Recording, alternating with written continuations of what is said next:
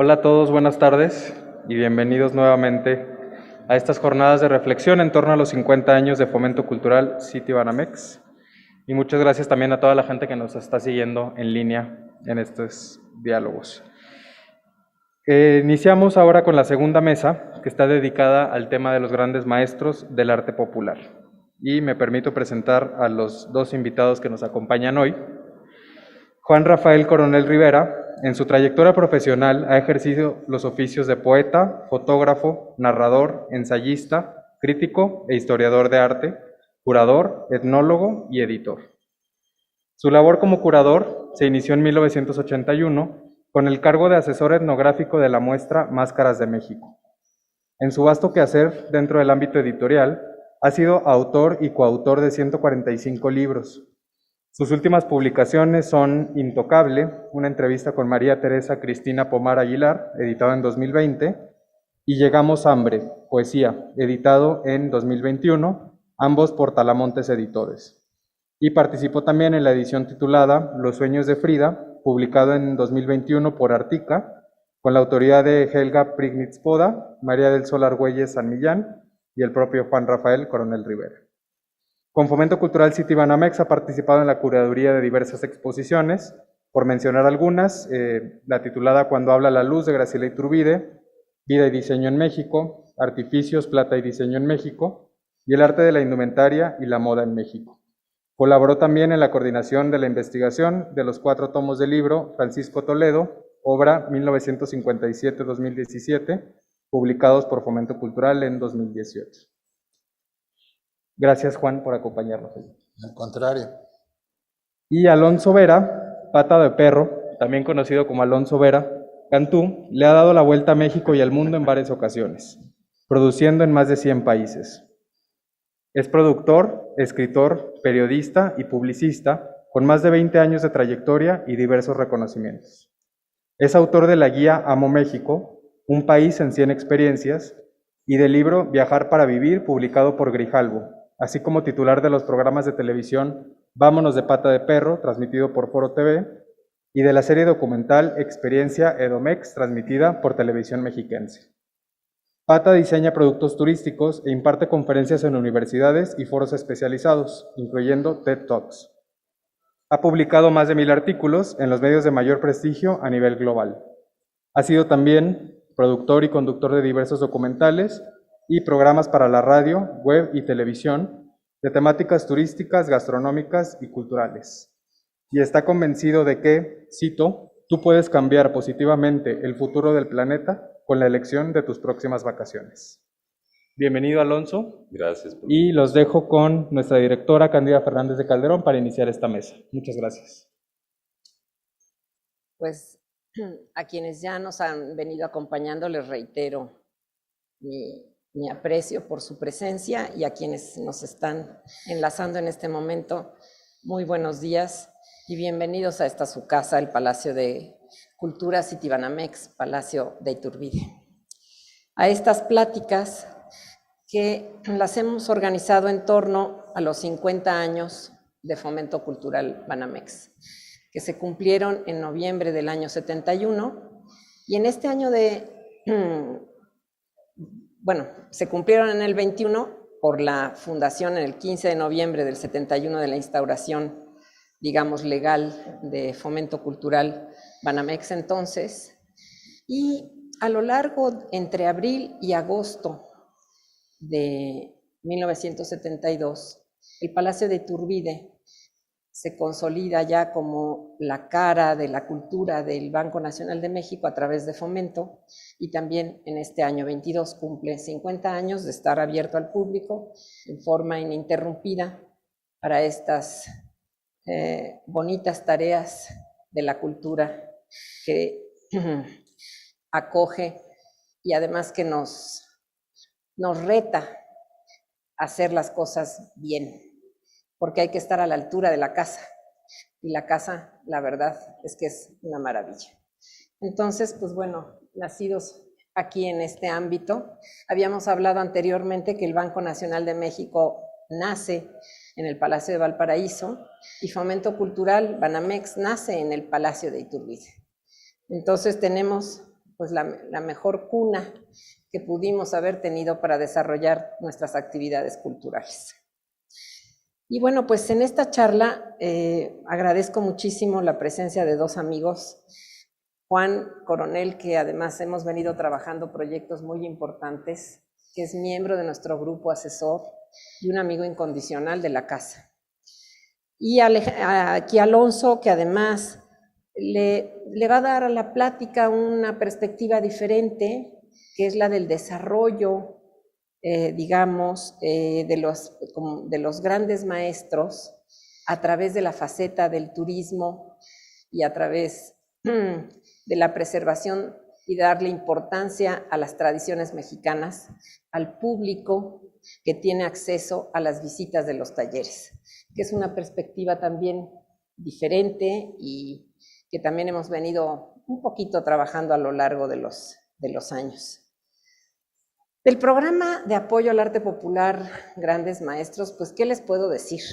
Es como mi pequeño hijo en Fomento. Y además tuve la mejor mentora, que ahí compartimos con Juan, a doña Tere Pomar, que me supo transmitir este respeto por el arte popular mexicano, al cual yo ya tenía, yo propuse este proyecto en el año 95, tras la crisis financiera tremenda por la que pasó la institución, y al igual que todas las instituciones financieras, y que, bueno, de alguna manera salimos de las bien libradas, el Banco Nacional de México en ese momento. Y eran tiempos en donde sí percibí que era importante tener un proyecto cultural, pero que también tuviera vértices sociales más directos, mucho más abiertos. Yo tenía alguna cercanía con algunos viejos maestros que trabajaban solos en el arte popular, por un gusto que tenemos en mi casa por los tepalcates, como le dice mi marido, por las maravillosas piezas de barro y también por los textiles, como pueden darse cuenta. Pero la verdad creo que analizando por dónde podíamos tener este impacto social, digamos, más directo, sí pude ver que el arte popular era probablemente el filón de la cultura en donde somos otra verdadera fortaleza.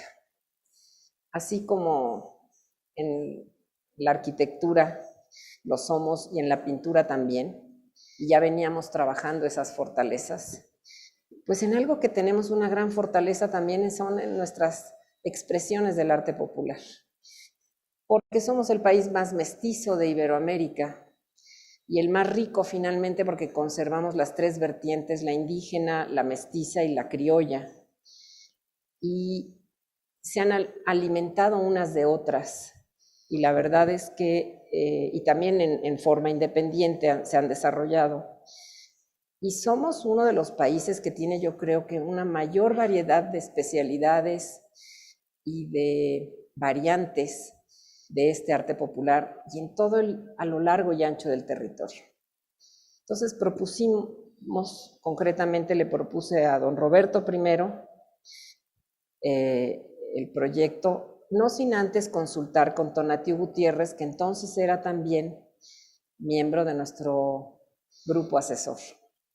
A Tonatiu, un amante del arte popular y un gran conocedor, le pareció maravillosa la idea y yo proponía un proyecto de apoyo muy directo a la acción, porque me di cuenta a lo largo de algunas reuniones que tuvimos que las disertaciones entre dónde empezaba el arte popular y dónde acababa y dónde empezaba el otro arte eran pues una verdadera batalla que además venía librándose desde hacía muchos años, y yo creo que opté por pensar que no era necesario y que era arte finalmente.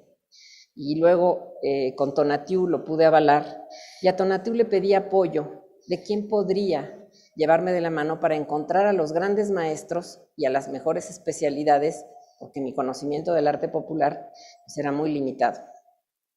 Y él no dudó en recomendarme a doña Tere Pomar. Y fue lo mejor que nos pudo haber pasado para el programa en esta casa.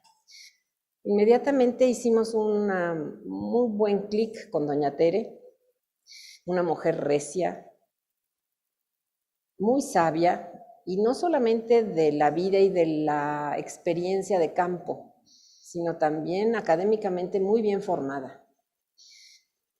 Y pues le expliqué el programa, lo que me preocupaba, coincidimos en muchísimas cosas y nos pusimos a trabajar en una propuesta que ya, bueno, la propuesta se la presenté a don Roberto le pareció muy bien, después estuvimos hablándola también con don Alfredo, que entonces estaban a cargo de la dirección del Banco Nacional de México y del Consejo de Administración, y fuimos para adelante. En el año 95, en septiembre, nos aprobaron el proyecto, y me puse con doña Tere a hacer una investigación. Primero en el escritorio mapeamos el país y las especialidades. De ahí empezamos a escoger las especialidades para balancear que fuera con un carácter nacional, que esa es otra de las características que tiene el programa, que trata de buscar un balance. Y de ahí, doña Tere, con su gran conocimiento, pues escogió de los 150 artesanos como 140 y yo como 10. Pero la verdad es que luego nos dedicamos a visitarlos. Algunos teníamos algunos huequecitos y fuimos a los lugares para ver si podíamos confirmar o buscar a alguien.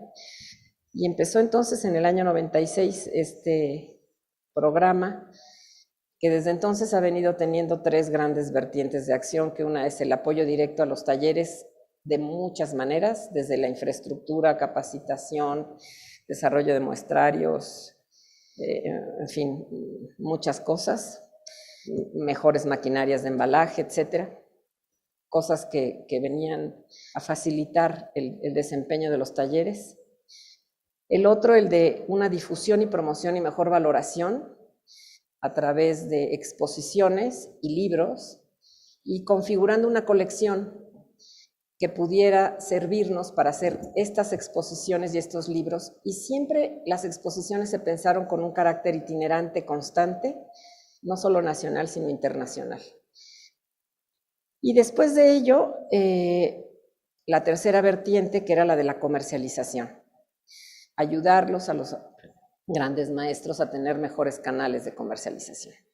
Y bueno, pues ahí en este año de 96 arrancamos con el proyecto, y pues creo que eso es un poco todo lo que yo les tengo que decir, pero es un proyecto que siempre ha buscado preservar esta gran riqueza cultural de México, que es el arte popular, pero también dignificar a los grandes maestros como artistas, y además buscar su mejor bienestar y su mejor desarrollo integral en términos generales para ellos, sus familias y sus comunidades.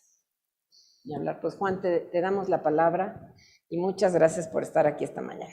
Al contrario, Candy, gracias a ti por la invitación.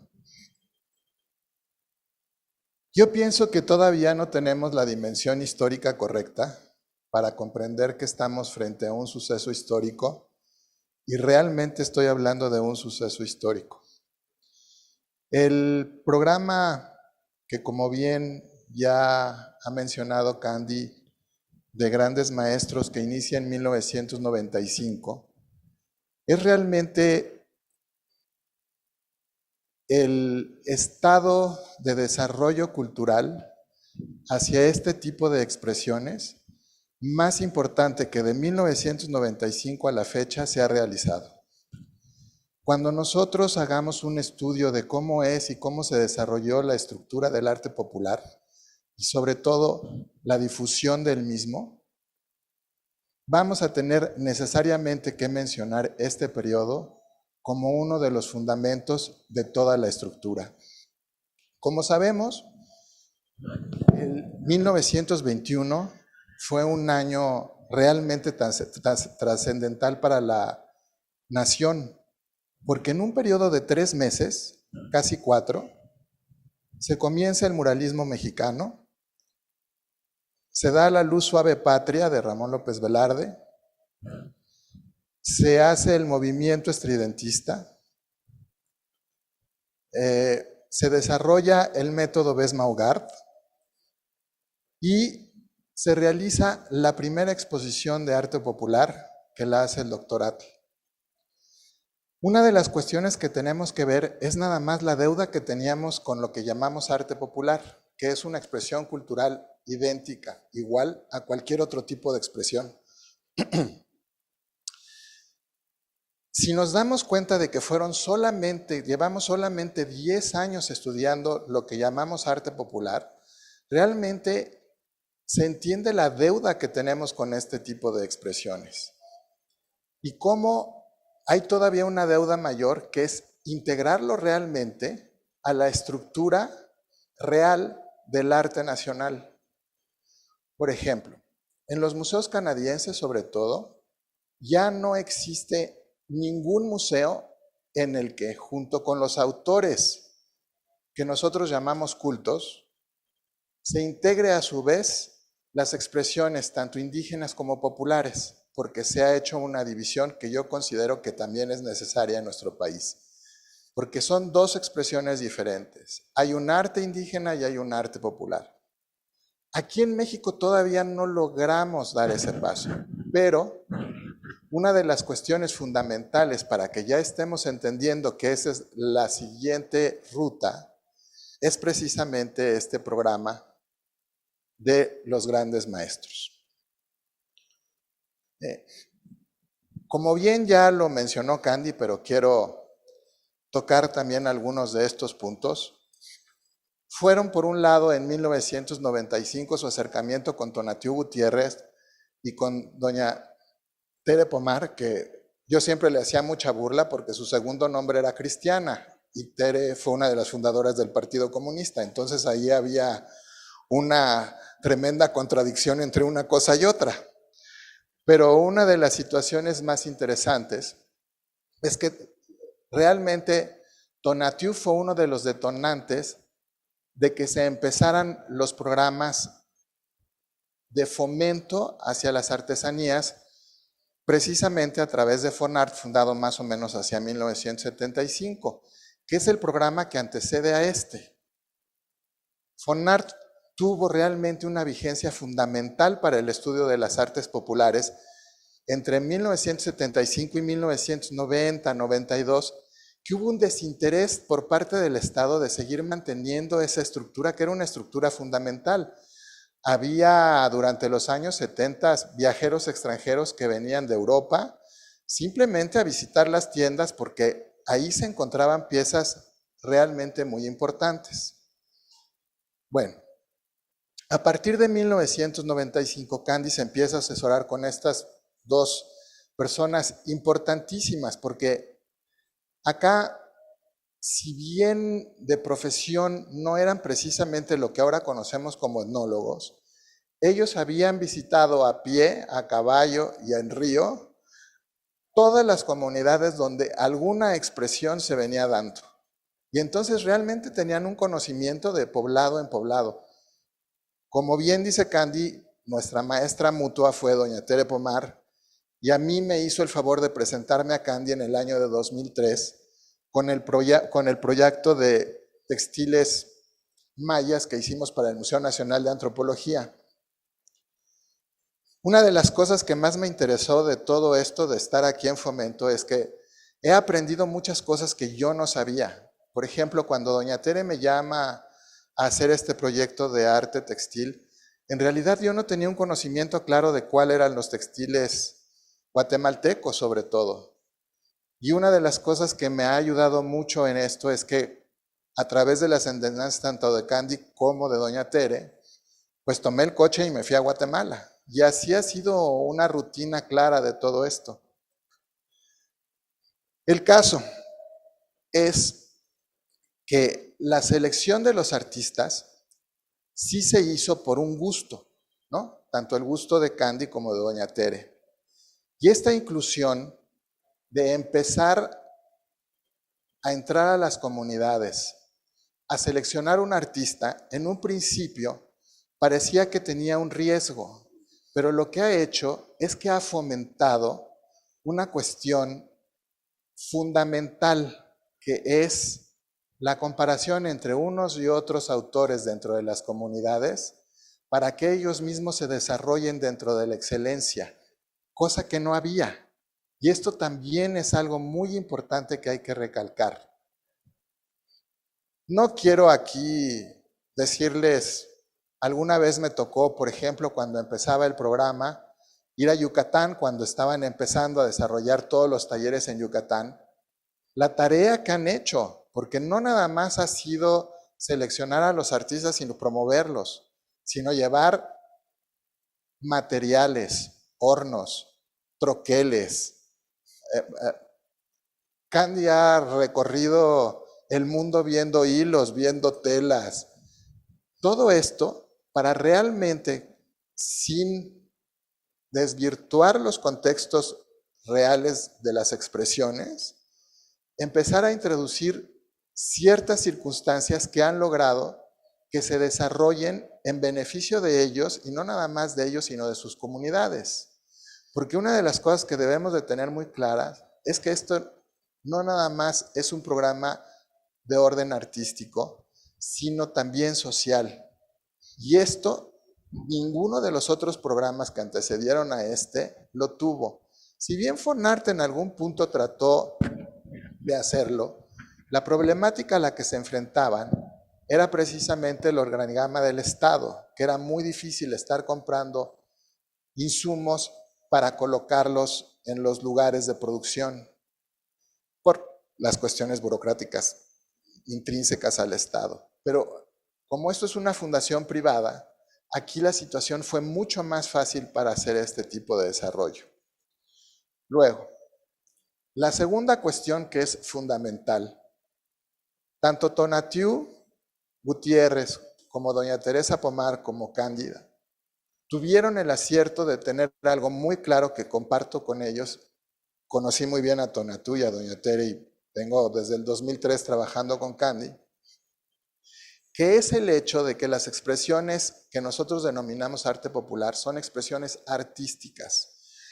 Y esto ahora ya nos parece algo que está más asimilado dentro de la sociedad mexicana, pero sinceramente, todavía hacia los años 80, cuando yo ya tenía una incipiente colección de arte popular y a la gente le decía es que yo colecciono también arte y les enseñaba sobre todo arte cerámico y les enseñaba yo las cerámicas, las cazuelas, la gente no estaba preparada para visualizar eso como un objeto artístico tan importante como cualquier otro. Yo siempre he tratado de insistir en que hay autores iguales en un campo como en el otro.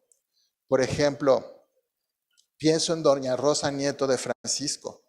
Doña Rosa Nieto de Francisco realmente desarrolló un taller, ella empezándolo, estamos hablando de los años 20, pero que tuvo vigencia hasta los años 80 y donde realmente se entiende que hay una influencia del diseño a su trabajo y de ella hacia el diseño. Y estos vasos comunicantes todavía se los estamos peleando mucho a todos estos creadores. Otra de las cuestiones que insisto, algún día debemos hacer una retrospectiva del trabajo de Teodora Blanco junto con el de María Izquierdo, para que se entienda que son dos creadoras que son idénticas, iguales, una en la escultura y la otra en la pintura. Pero son dos artistas de primer nivel y sobre todo, María Izquierdo ya tiene un nivel internacional, pero sobre todo Teodora Blanco debería estar en el Museo de Arte Moderno de la Ciudad de México junto a las grandes esculturas de todos los otros autores que están ahí, como Germán Cueto, como toda esta generación a la que ella corresponde. Pero aquí todavía no hemos logrado visualizar ese otro paso. Como ustedes saben, porque prácticamente durante casi toda la función que ha tenido Candy aquí, se han presentado alrededor de unas 30 o 40 exposiciones de los grandes maestros aquí en este museo. Y allí es donde de repente nos empezamos a dar cuenta, sobre todo cuando empieza a entrar no nada más los grandes maestros mexicanos, sino que Candy se extiende a Iberoamérica, Y ustedes no entienden todavía realmente lo que es extenderse a Iberoamérica. Traer una pieza de arte popular de Brasil a México es prácticamente imposible por la cuestión arancelaria. Es un vericueto enorme y unos costos inauditos. Es como si traer un coche prácticamente, ¿o no? Es imposible. Esa labor de juntar esas obras y exponerlas junto a las nacionales, una de las visiones que nos está dando es cómo existe una estética desde el Canadá hasta la Patagonia, que realmente es una estética que podríamos denominar hasta cierto punto primigenia, y esa es una de las grandes lecciones de este programa, porque va uno entendiendo que, por ejemplo, hay una figura muy importante que es un rombito que aparece en todas las fajas, digamos, de la Tarahumara, pero ese rombito está presente desde los Inuit hasta el collar que trae Candy, Mapuche. los mapuches. Y entonces eso nos deja ver cómo sí hay vasos comunicantes que nosotros todavía no aprendemos a visualizar y que existieron también en el mundo precolombino. Bueno, ya se están acabando mis minutos. Y con lo único que quiero cerrar es con lo mismo con lo que empecé. Este programa es uno de los programas culturales más importantes que se han hecho en la historia de México. Muchas gracias, Candy, por esa aportación. Hombre, gracias a ti por tus comentarios. Y yo lo que creo es que el programa es importante, pero la verdad es que la importancia es de nuestros grandes maestros. O sea, ha sido un privilegio trabajar con ellos y ha sido lo mejor que le ha pasado a la institución, más allá también de la pintura virreinal y de otras grandes satisfacciones. En general son personas felices con el resultado de sus vidas. Están satisfechos de lo que hacen y orgullosos de enarbolar sus tradiciones. Entonces son personas abiertas, generosas, que siempre están en la mejor disposición de apoyar, de ayudar, de mejorar y de crecer. Entonces ha sido verdaderamente un privilegio el gozar de su amistad y el de trabajar de la mano de todos ellos. Y el programa, creo que el gran acierto fue escoger a los grandes maestros, no solamente al arte popular. Y se escogieron porque yo sabía que con ellos era mucho más fácil de tener resultados a un relativo corto tiempo, porque pues lo hacen todo bien, ¿no? Entonces era con muy poquito apoyo en algunas cosas, el impacto en su desarrollo puede ser enorme. Y creo que la importancia del programa está estrictamente ligado a la importancia y a la grandeza de todos ellos. La verdad. Pues no sé si aquí Alonso nos pueda platicar también de sus experiencias. Gracias, gracias de veras por la invitación, un privilegio estar aquí con ustedes. Yo le debo mi amor y mi curiosidad a México, a los viajes familiares, a las comidas en casa de la abuela y al programa de los grandes maestros del arte popular, ¿no? Los viajes familiares me permitieron constatar o vivir en carne propia esas historias que en casa de la abuela y en las comidas extraordinarias que sucedían. Yo quiero anotar que su abuela es Graciela Romandía. Hablaba maravillas de nuestro país. Y mencionabas, Juan, esa primera exposición de arte popular del doctor Atl. Mi bisabuelo Roberto Montenegro participó en la compilación de las piezas. Roberto es tu abuelo. Y de eso se platicaba siempre en casa. Se comía en Talavera Poblana, en Mayólica de Guanajuato, se hablaba de Tepalcate, se jugaba con ellos. Y los viajes eran fundamentales para consolidar el origen y las historias detrás de estas piezas que formaban parte de nuestra vida cotidiana. Yo tengo una pasión por el acto de viajar, que de alguna manera se vincula con la industria turística, que es una industria de pronto que se percibe, decía el maestro Toledo, es la la industria más contaminante porque contamina el alma, ¿no?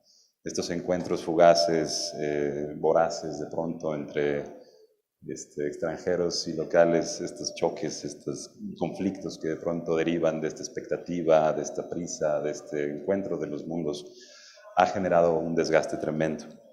Pero mi industria tiene una cierta nobleza que es importante traer a la mesa. Es el tercer generador de recursos para nuestro país después de las remesas y el petróleo, entonces me parece un poco más dignificante la actividad. Es el principal empleador de jóvenes, el segundo empleador de mujeres, casi el 9% del Producto Interno Bruto. Y las últimas imágenes que yo tuve pre-pandemia de la actividad turística, pues era una fila de personas queriendo ascender la cima del Everest, ¿no? Que fue algo que me aterró y que urgía una crisis. Y si este programa nace de una crisis, estamos en una etapa muy importante porque el futuro del turismo es biocultural. Y México tiene esa fortuna. Esta gran diversidad medioambiental y sociocultural son elementos sustanciales, fundamentales, que tienen potencial de capitalizarse. Me gustaría compartirles un pequeño video que ha sido resultado de este último par de años viajando por México y documentando en las 32 entidades, pues aquellos elementos que pueden o debiesen ser transformados en productos turísticos, en el entendido de que México, siendo un destino extraordinario, es un destino muy difícil de disfrutar, de consumir. Suceden migraciones naturales, fiestas populares, reuniones familiares, cosas que realmente son atractivas de disfrutar y por las cuales valdría la pena invertir tiempo y recurso económico, pero que no estamos todavía listos ni capacitados para ofrecerlo con la sensibilidad y la vocación de cada uno de los destinos. Entonces, pudiéramos compartir este video para que les platique un poco lo que vemos en cuanto al futuro biocultural del turismo y lo fundamental que es estos cimientos que el programa Grandes Maestros del Arte Popular nos han dado. La riqueza y diversidad de nuestro arte popular es un privilegio. Nosotros nos apegamos mucho a lo que es el calendario zapoteco. Hay muchos jóvenes dando vida a estas criaturas, a estas piezas que para nosotros tienen un gran significado.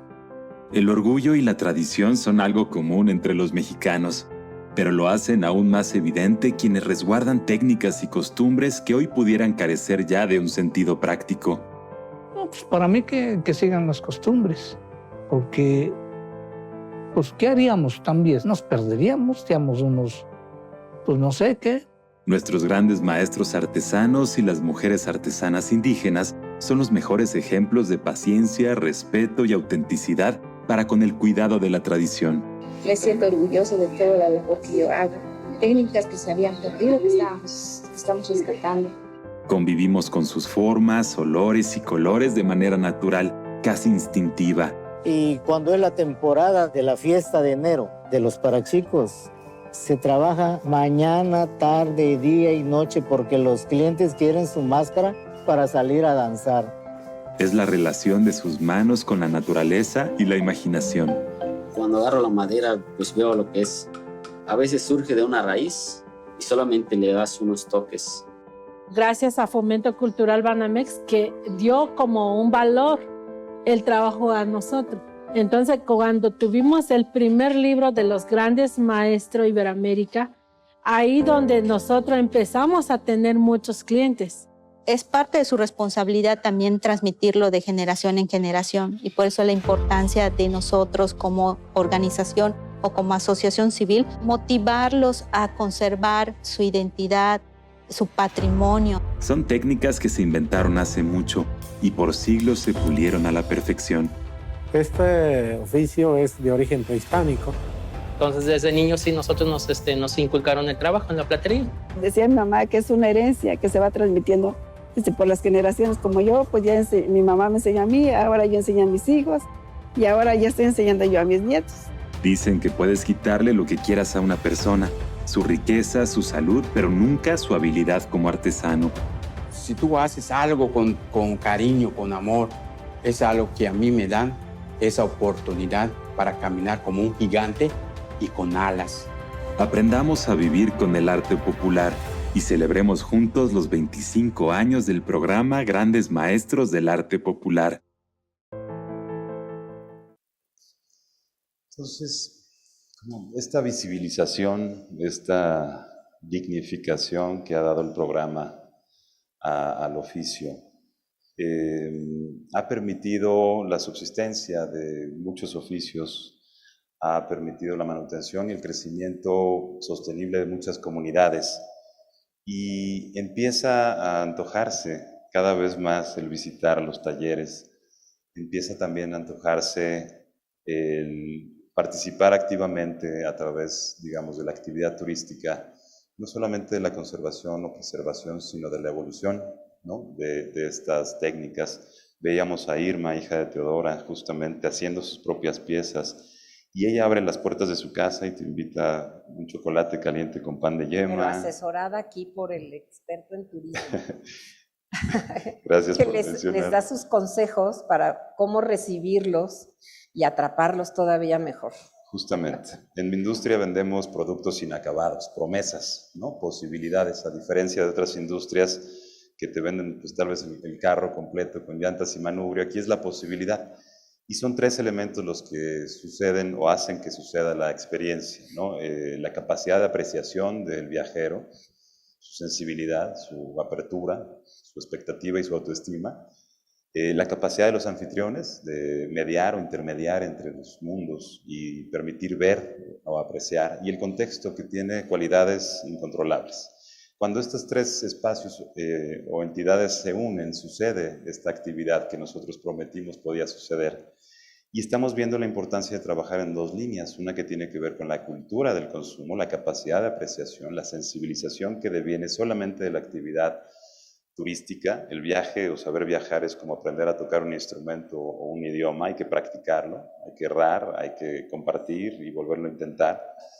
Y del otro lado está la parte de la oferta. Tenemos en México un potencial biocultural extraordinario, pero en los últimos 50 años hemos perdido la mitad de nuestra biodiversidad, y nuestras comunidades, como consecuencia de la migración, la explotación de los recursos no renovables, se están viendo mermadas. El interés también por participar de la actividad. Y lo que estamos tratando de hacer es volver a conectar estos puntos y entender que el arte popular no solamente forma parte de nuestra vida cotidiana en la mesa o en las casas de nuestras casas, ¿no?, sino que está embedado a la cocina tradicional, está embedado a todas las fiestas, y es parte sustancial o fundamental de eso que nos hace atractivos. Entonces, lo que estamos buscando ahorita es justamente acompañar a los grandes maestros, maestras que quieren participar de la actividad como un complemento a su actividad, y abrir las puertas de sus casas con el tiempo-espacio que les permita su vida cotidiana, sin sacrificar el tiempo dedicado a la familia, sin sacrificar el tiempo dedicado a ellos mismos. Esos tiempos excedentes que permiten también involucrar a otros miembros de la familia, a otros miembros de la comunidad, en satisfacer estas necesidades que podemos llegar a tener los visitantes, y responder a las 4 preguntas fundamentales: ¿dónde voy a dormir? ¿Qué voy a comer? ¿Qué voy a comprar? ¿Y qué puedo hacer? La iniciativa que tenemos se llama Amo México. Es un proceso que hemos vivido en los últimos 10, 12 años, de documentar y madurar esta posibilidad de desarrollar un catálogo de productos motivados por categorías más que geografías. Quiero viajar con la familia, con los amigos, quiero viajar precisamente para visitar un taller de arte popular, un patrimonio de la humanidad. Y ha probado ser muy atinada esta crisis. Hemos celebrado mucho esta situación que estamos viviendo, porque veníamos de un paradigma enfocado al sol y playa, y por fin se abren los espacios, las inquietudes, las curiosidades en viajeros nacionales e internacionales por lo biocultural. Entonces, el momento que vivimos, la inspiración, la guía que nos ha dado Candy, el programa de los grandes maestros del arte popular, el interés tangible, los beneficios derivados de la actividad, de la visibilización, de la redignificación, necesitan acompañarse, creemos, de la facilidad de la compraventa de un producto turístico, a sabiendas de que el resultado somos copartícipes del éxito o fracaso, pero estamos capacitando y acelerando e implementando muchas herramientas que esperamos apoyen a que esta economía que deriva del turismo propicie la conservación, la evolución, y que sean más los viajeros nacionales e internacionales que vengan a México motivados precisamente por estas obras, y que no solamente tengan ese encuentro, sino que a través de sus propias historias y de llevarse las piezas a casa y de que formen parte de su vida cotidiana, pues se vuelvan también embajadores de este programa que tanto celebramos, que tanto agradecemos y que esperamos siga siendo cada vez pues, más impactante en este mundo post-pandemia que estamos viviendo. Muchas gracias. Gracias a ti, querida. Gracias.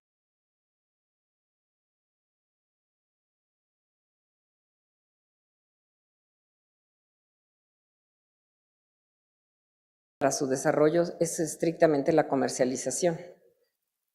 Y yo creo que la mejor forma de conocerlos y de acercarse a ellos es visitándolos en sus talleres. De ahí yo creo que la importancia del libro. Doña Tere nos dijo, y lo tenemos grabado, que habíamos hecho muchas cosas bien, pero que lo que mejor hicimos fue el libro. Porque nos consta que el libro, cuando sale a publicado, como venían los directorios, o sea, de cómo llegar con los artesanos, o sea, el directorio con direcciones, teléfonos, etcétera, la gente empezó a hacer como el amante o el cercano al arte popular empezó a hacer como una especie de ruta, como de pasaporte, de que iba visitándolos por regiones y llevaban el pequeño libro a cuestas, ¿no? Entonces, sí creo que para muchos, y tenemos muchos testimonios de ello de parte de los artesanos, el libro fue muy importante. Aquí salió el de Juana Gómez, por ejemplo, pero tenemos un sinfín que sí les significó, y nosotros en nuestros programas de apoyo y muchas veces nuestra pequeña batalla con algunas áreas de cultura estatales, es que les encantan hacer los centros culturales del arte popular. Y nosotros en general no estamos de acuerdo con desarrollar centros culturales muchas veces, salvo en algunas ocasiones que es pertinente hacerlo, porque lo mejor es hacer una ruta en el mismo pueblo o en la misma región para visitarlos en sus propios talleres. Porque es que terminan a lo mejor asistiendo al centro cultural como punto de venta el fin de semana, pero o lo abandonan o dejan de trabajar, ¿no? Entonces, realmente hemos tratado de convencer, y en algunos estados lo hemos logrado, que realmente es mejor apoyar el desarrollo del taller y que el taller tenga un espacio a lo mejor para recibir a las visitas, que eso es una de las funciones que hace muy bien Alonso, porque ya Irma te recibe con chocolatito y te sienta y te platica, cosa que antes no hacía. Hasta con conchita, hasta con pancito dulce. El caso es que realmente sí, ayudarlos a tener estas pequeñas recomendaciones luego puede significar para ellos. Y no hay mejor forma de acercarse, de enamorarse de lo que hacen, que visitarlos. Porque estás en su entorno, te encuentras con esa generosidad y ese talento reunidos en una sola persona. Y realmente, la verdad es que la destreza técnica de muchas de nuestras especialidades es apabullante.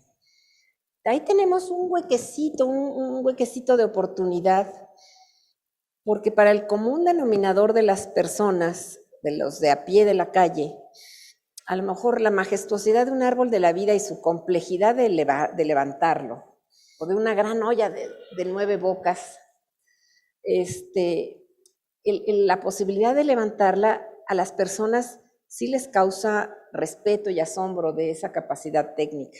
Que a lo mejor, y además una cosa fundamental, que además el arte popular, el gran maestro, busca la belleza. No interpreta que hace arte, pero sí busca la belleza y la suele conseguir. Entonces, la belleza a la gente le es muy cercana. Entonces, entre la belleza que percibe más la complejidad técnica, yo creo que es una buena comunión de respeto y gusto, que sí tenemos ahí un filón en los tiempos contemporáneos, que a las personas comunes de la calle es más fácil de entender probablemente el arte popular el día de hoy que el arte conceptual. Entonces ahí tenemos un filoncito de oportunidad de que no podemos perder, y tratar de difundir y valorar y que llegue a un mayor número de personas este respeto por el arte popular, creo que es importante. Yo estoy ahí totalmente de acuerdo.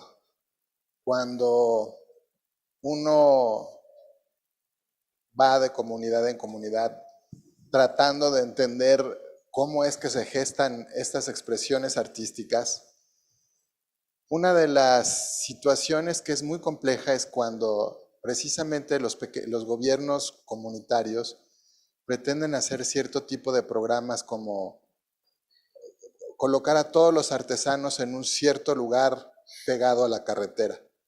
Y como bien dice Candy, yo les puedo enumerar ahorita un centenar que están totalmente vacíos, porque no hay un arraigo hacia ese tipo de comercialización. Ellos están estructurados de una manera totalmente distinta, en la cual, como bien acaba de mencionar Candy, su punto de venta es su casa. Y ahí es donde ellos pueden realmente enseñar quiénes son y cómo son.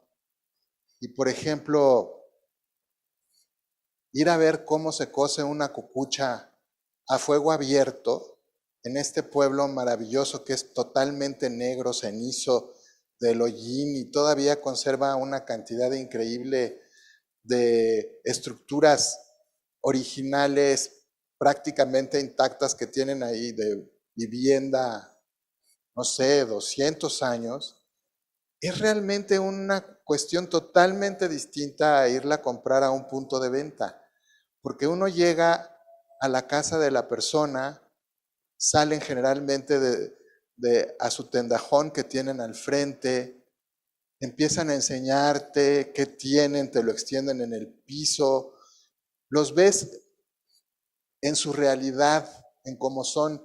Ustedes imagínense, por ejemplo, las experiencias, porque esto sucedía al principio con los artistas de la escuela mexicana, su abuelo Montenegro y el mío Diego Rivera recibían a los clientes en sus estudios. Preferían recibirlos a sus estudios más que mandarlos a la Galería de Arte Mexicano o a la Galería Central de Publicaciones, que eran las únicas dos que había.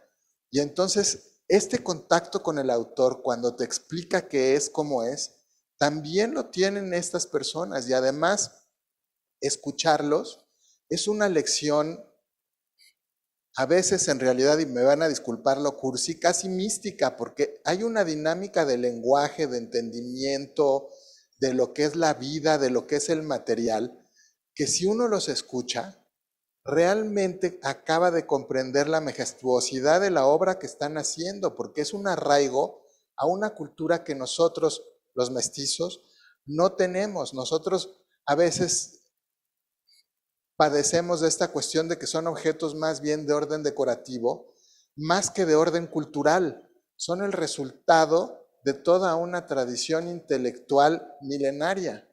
Y entonces cuando llega uno ahí y se enfrenta al creador y te empieza uno a preguntar, generalmente uno pregunta cualquier tontería y empieza una explicación metafísica prácticamente, es increíble ese contacto con la estructura, porque lo que está uno escuchando es una civilización hablando a través de esa persona. Y eso es lo que jamás debemos de perder. Wow. Sí. Yo veo, si me permites, Candy, uno de los principales retos que enfrentan los maestros al enfrentarse a los visitantes o posibles clientes de sus obras es el costo.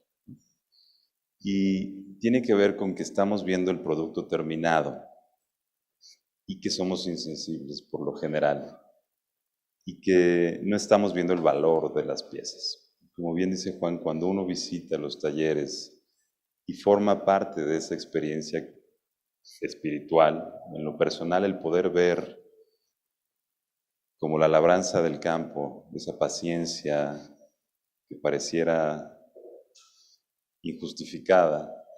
¿Por qué motivo ibas a dedicar tanto tiempo a recopilar el barro en cierta temporada, solamente cierto cerro que llevan generaciones? ¿Por qué? ¿Por qué? ¿No? Y esa convivencia empieza a dar las respuestas al por qué. Y la obra, conforme se va apreciando su proceso, se va conviviendo en esa cotidianidad, se va uno conectando con sus ritmos, con sus tiempos, con sus interrupciones, con los retos climatológicos, sociales, empieza realmente a cobrar un valor que realmente sobrepasa lo monetario, evidentemente, ¿no? La convivencia, el honor de tener una pieza creada con tal sabiduría heredada, con tal vinculación a la naturaleza, realmente genera un valor mucho mayor al estético, ¿no? Tiene que ver con algo mucho más profundo. De pronto atreverse a comer de un plato, pues ya empieza entonces uno a distanciarlo y decir, bueno, esto no es utilitario, esto ya tiene que estar más bien puesto para que lo convivan y lo vibren los visitantes, ¿no? Porque no hay nada como esa convivencia con esos objetos, al punto en el que esos objetos forman parte de rituales y ceremonias que han perdurado. Recuerdo con don Gorgonio, en Xuchitlán, cerca de Comala, en Colima, el verlo crear estas máscaras que utilizan solamente una vez al año, nos recuerda que sin los grandes maestros del arte popular se desconecta un elemento sustancial de todo lo que hoy es valioso de México, ¿no? La cocina tradicional, repito, no sería lo mismo sin su participación. Entonces, el hecho de convivir o de interesarse por ver la historia detrás no solamente hace que deje uno de querer negociarles o regatearles, que es su gran reto actual, sino que uno entienda que al adquirir una pieza está patrocinando una cadena extraordinaria, ¿no? Y propiciando la continuación de esas cadenas humanas y también muy en sintonía con la naturaleza, ¿no? Sí. Y bueno, yo creo que un complemento importante, desde luego, de esta personalización que puedes hacer con los artesanos, es para los grandes públicos, pues darlos a conocer en las exposiciones, siempre con un carácter de piezas de arte, y apoyándolos también con toda la información que los libros o las informaciones de segundo y tercer nivel de las propias exposiciones le pueden dar a las personas.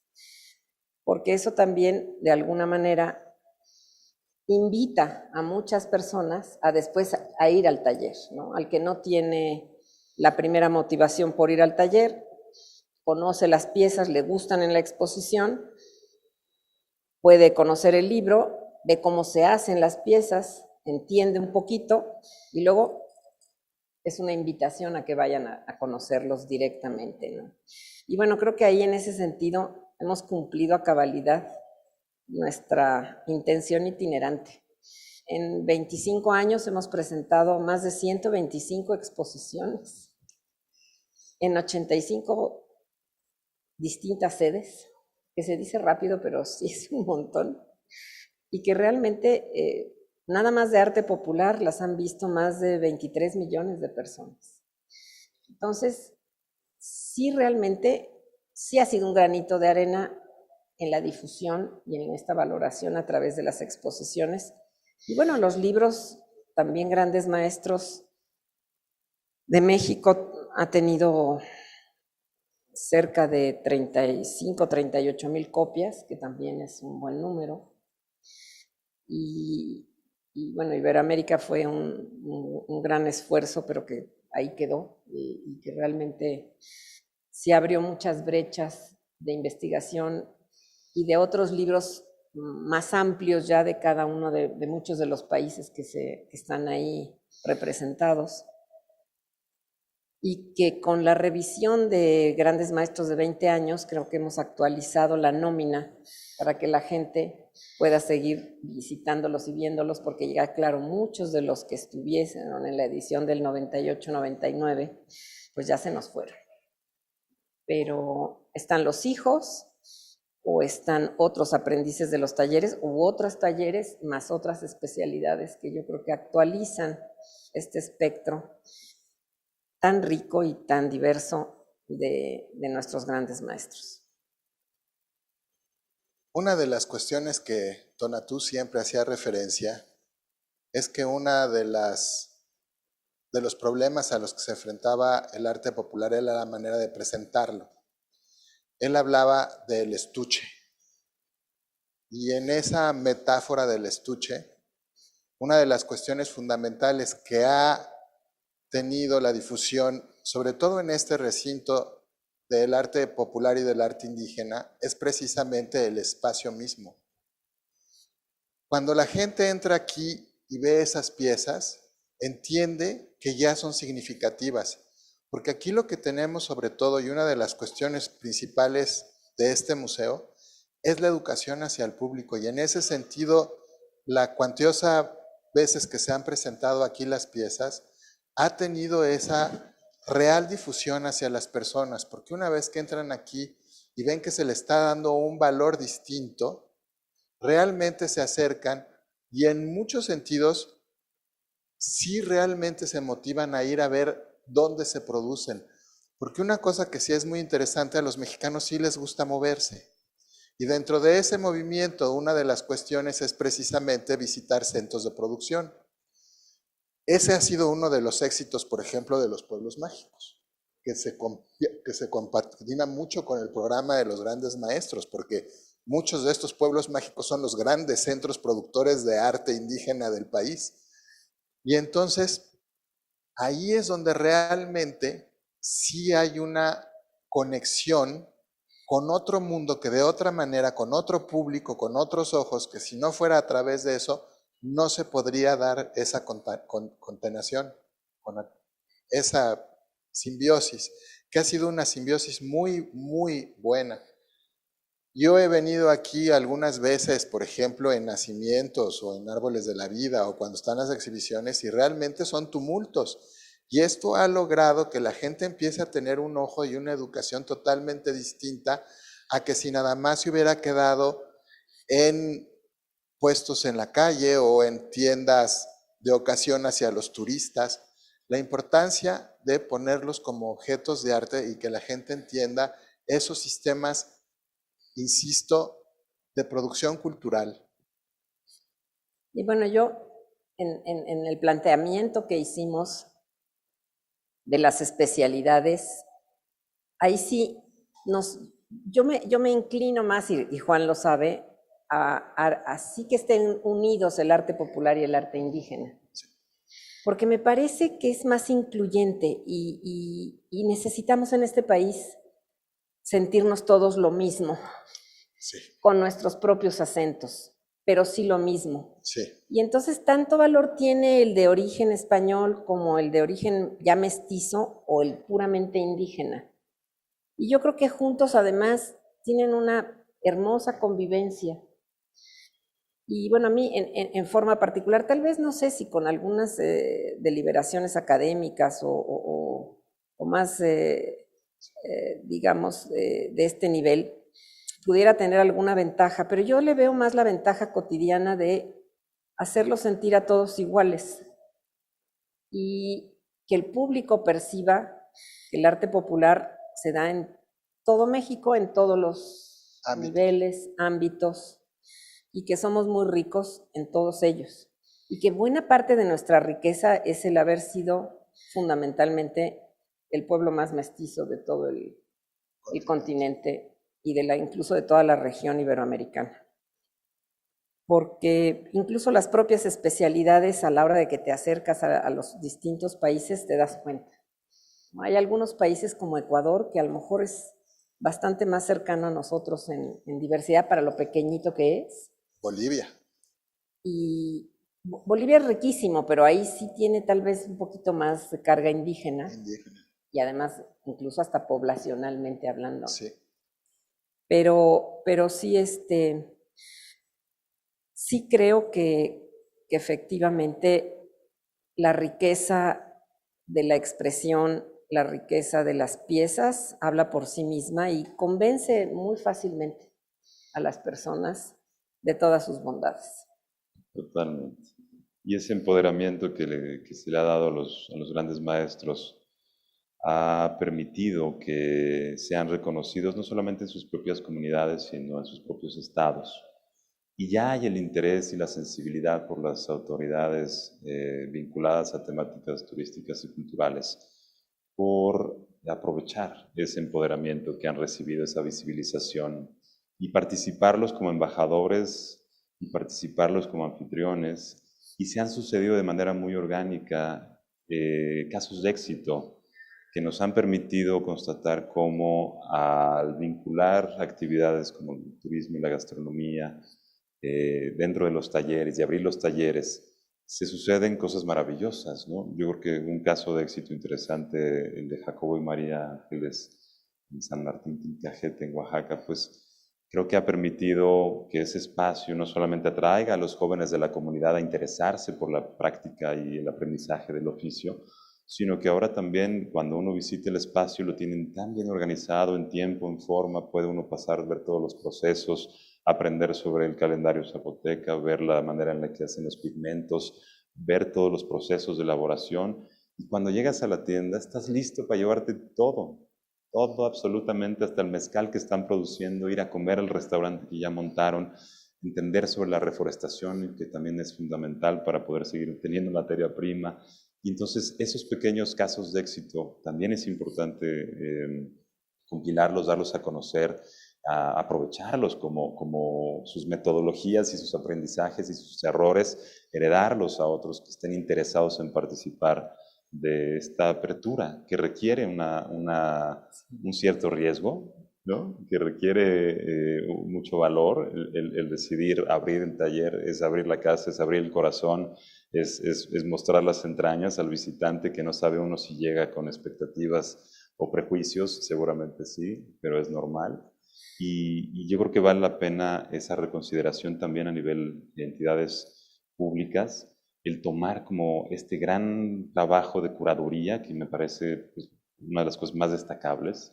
Yo, evidentemente, lo reviso cada vez que vamos a diseñar una producción y se vuelven los elementos sustanciales a documentar. Y creo que hay cada vez mayor apertura a eso, a involucrarlos, a mostrarlos, a aprovecharlos de una manera, espero yo, respetuosa.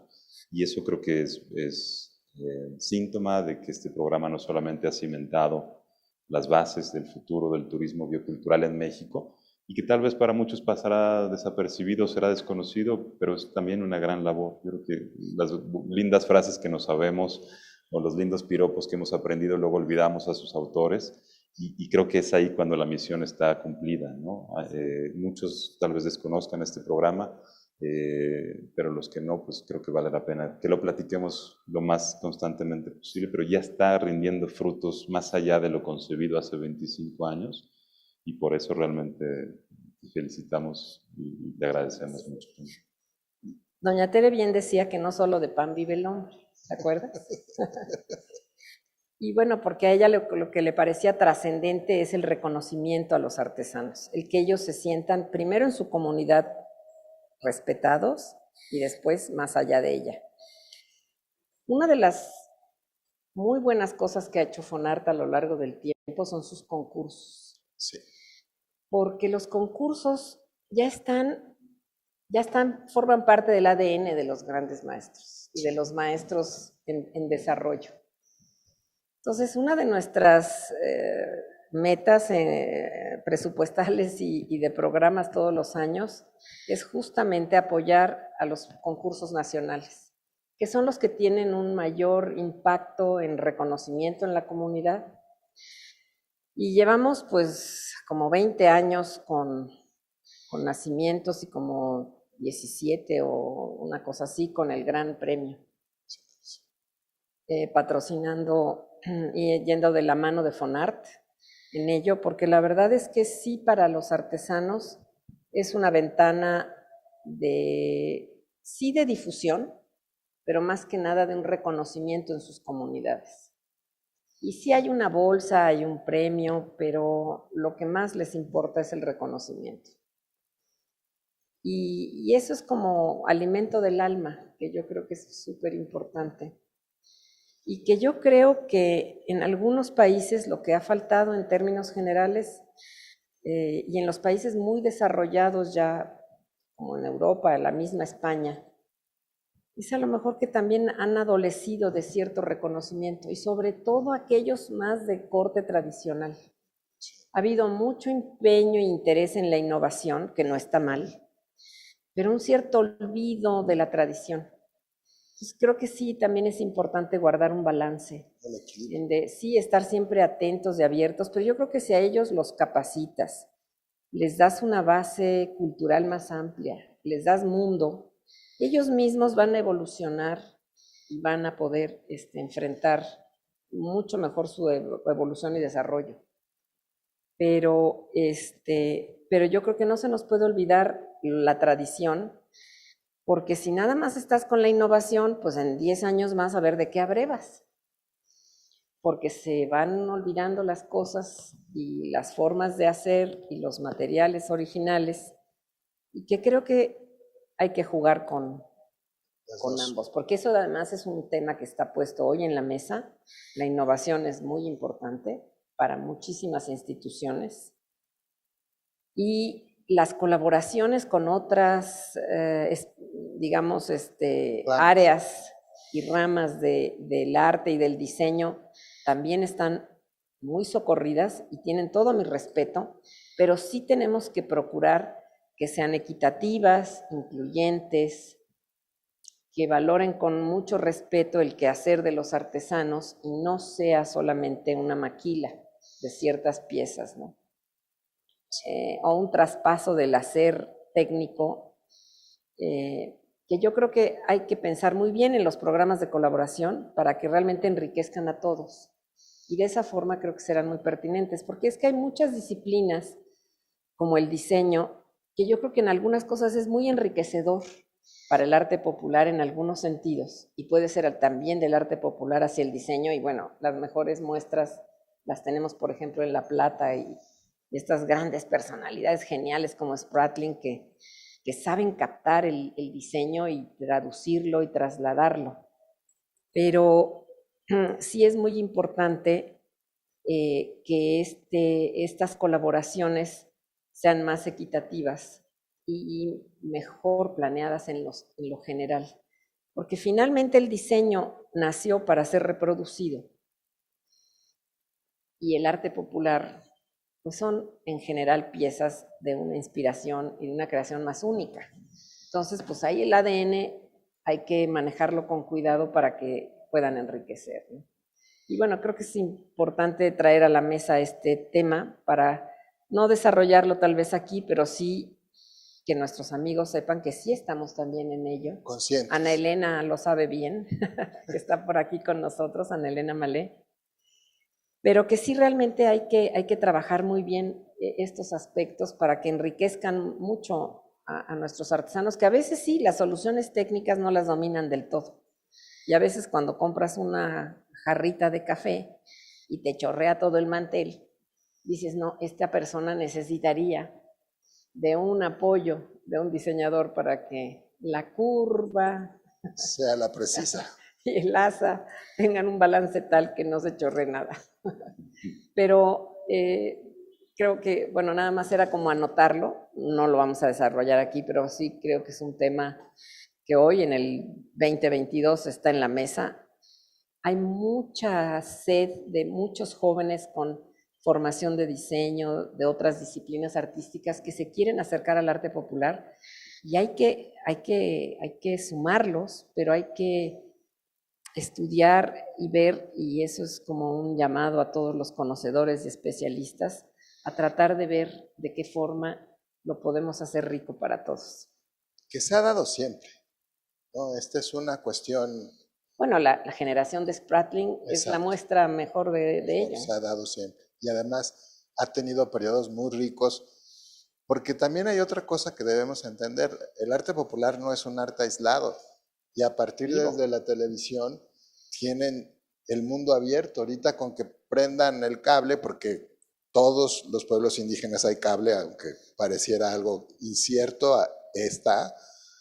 Tienen contacto, por ejemplo, con programas de cómo se hace la loza en Japón, por ejemplo, y cosas de este tipo, y no lo toman en desuso. Realmente son cosas que cuando los impactan, lo desarrollan. Y también el arte culto, como bien dice Candy, sobre todo con el ejemplo de Spratling, pues el diseño ha tenido gran impacto. Entonces, esto es una retroalimentación que en algunos casos se da natural, simplemente por la circunstancia social de la convivencia, y en otros sí son ya episodios de colaboración. Aquí, como señaló Candy y hay que reiterarlo, lo único es que estas colaboraciones sí deben de ser equitativas, lo que gane uno, que gane el otro. Lo demás ya fluye. Me ha tocado ver en un par de talleres que al interior del taller pareciera como una milpa, ¿no? Porque de pronto está la pieza u obra que van a concursar, la que les toma un año, ¿no? La que tienen ahí guardadita en la esquina, que solamente cuando tienen tiempo e inspiración tocan y la tienen guardada y saben que esa es su pieza de concurso. Y está la línea de producción, que es lo que venden, que les da de comer, en donde está lo que saben que ha venido siendo o ha probado ser aceptado y que se hace para la manutención. Y hemos visto en algunos un tercer elemento de colaboración, precisamente con artistas cercanos a su comunidad, que por encargo o en co-creación desarrollan piezas únicas, ¿no? Para exhibición, para venta. Y en esos estudios es donde más he visto como en esa armonía o en esa multiplicidad de ejecución o implementación de sus talleres, sus oficios, sus talentos, una mayor bonanza, no solamente a nivel creativo, porque estas colaboraciones evidentemente les nutren y les dan técnicas, tal vez visiones que no tenían, la subsistencia cotidiana con la pieza dura, la que se vende bien, y la promesa o posibilidad de, como bien dice, el reconocimiento que les permita consolidar su taller, porque por lo general son proyectos familiares, ¿no? En donde colaboran todos, toda la familia. Los más exitosos siempre está la familia involucrada. Me gusta el concepto de milpa porque pues, está el chile, está la calabaza, está el frijol, está el maíz, y mientras más diversificado. Y la verdad es que esto de la pieza especial es un hecho. O sea, si quieres comprar buenas piezas, hay que ir a los concursos. Porque si ahí te encuentras, bueno, esa es una de las razones que además de los grandes concursos que apoyamos nacionales, estamos en unos 10 más, porque es la mejor manera de saber quién están haciendo, qué hacen, quién lo está haciendo mejor, qué área comercial, estatal está más activa. Y finalmente tienes un panorama general del quehacer y del momento de creación de ese año, y que es un termómetro y realmente y un visor al mismo tiempo. Llegan obras maestras. Sí, no, es que en general la mejor creación de cada uno de ellos va a dar a los concursos. Sí, llegan obras maestras. Entonces, yo incluso ahora que vengan las premiaciones y que salgan a la venta las piezas, pues digo, la verdad es que les recomiendo que vayan. Que corran. Porque realmente es a donde confluye lo mejor. O ves y detectas y puedes tener muy cerca los nombres de aquellos grandes maestros que han sobresalido por sus trabajos en esa temporada. Y que bueno, creo que puede ser algo muy bonito. Pues creo que solamente me resta agradecerles su presencia, sus comentarios. Juan, muchas gracias por tu apreciación del programa.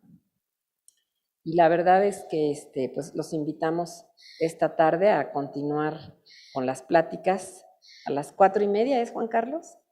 4, a las 4 de la tarde seguimos nosotros entonces en estos temas. Muchísimas gracias. Gracias.